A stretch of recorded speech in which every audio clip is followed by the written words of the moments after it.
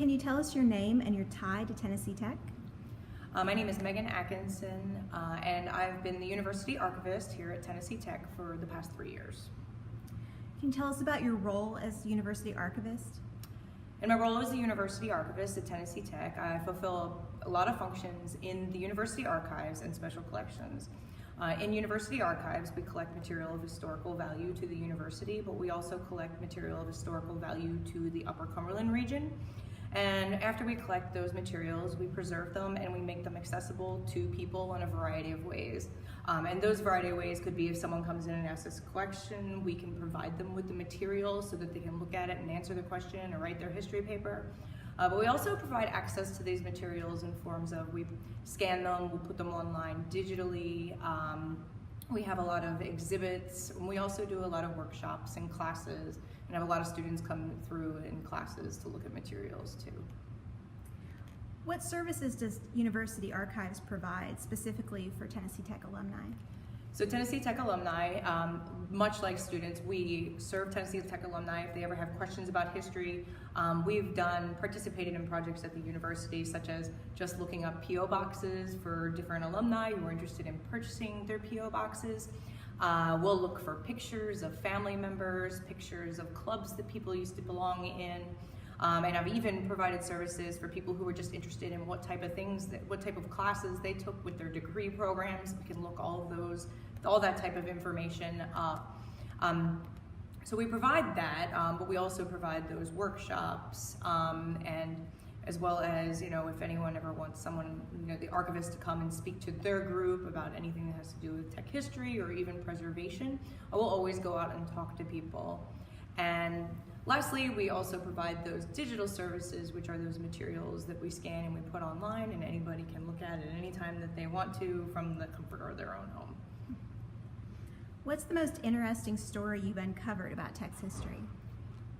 So there are a number of very, very interesting stories about Tech's history, but the one that we had the most fun with was actually Watergate Day. So in 1986, there was a cockroach that some staff members of the Oracle caught and sent to Palm Atlantic University in Florida. And this cockroach was set to take part in the Great American Bug Race, I think it was called. And our cockroach from Tennessee Tech won this race. He ended up going all the way to the university, not even by means of person. They took a film canister, they popped a couple holes in it, and they shipped him off to the university. He ran his race, and our cockroach was the victor. However, what ended up happening was, before it came back, allegedly a lizard ate it, and he never actually made it home. And the cockroach's name was Watergate, but the university itself did kind of a mock funeral. It said that 1,000 people showed up. There were newspaper articles written about the cockroach. And they declared October 28th Watergate Day. And in the library, we thought that actually went pretty well with our Halloween party that we usually have. So we all dressed up like cockroaches, and we had cockroach themed food, and we celebrated Watergate Day, I think about a year ago. So. What's the most rewarding moment as university's archivist?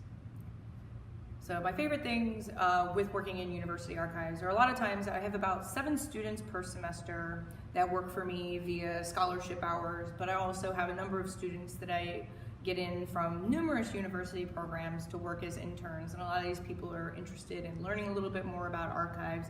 Some of them are my students who just got sucked in and they decided they were kind of interested in what we were doing in archives. And anytime a student is interested in what we do, that makes me feel really good, and then it makes me feel even better when they do go on and they get those degrees and they get those advanced degrees. And I have a number of students who are working in my particular field right now. One of them most notably is over at Emory, and that's actually very, very impressive for someone to get their first job at Emory University and to know that she started here. How can Tech alumni learn more about the university's archives and special collections? Anyone who wants to know anything more about university archives and special collections is welcome to send me an email. Any type of email. We would never recommend necessarily coming in because we kind of bounce back and forth in and out of the building. We try to keep it manned as much as possible, but we are kind of all over the place. So simple email, they can come in and visit. Sometimes we might have something digitally available and they don't even need to come in. Thank you for your time, Megan. Thank you.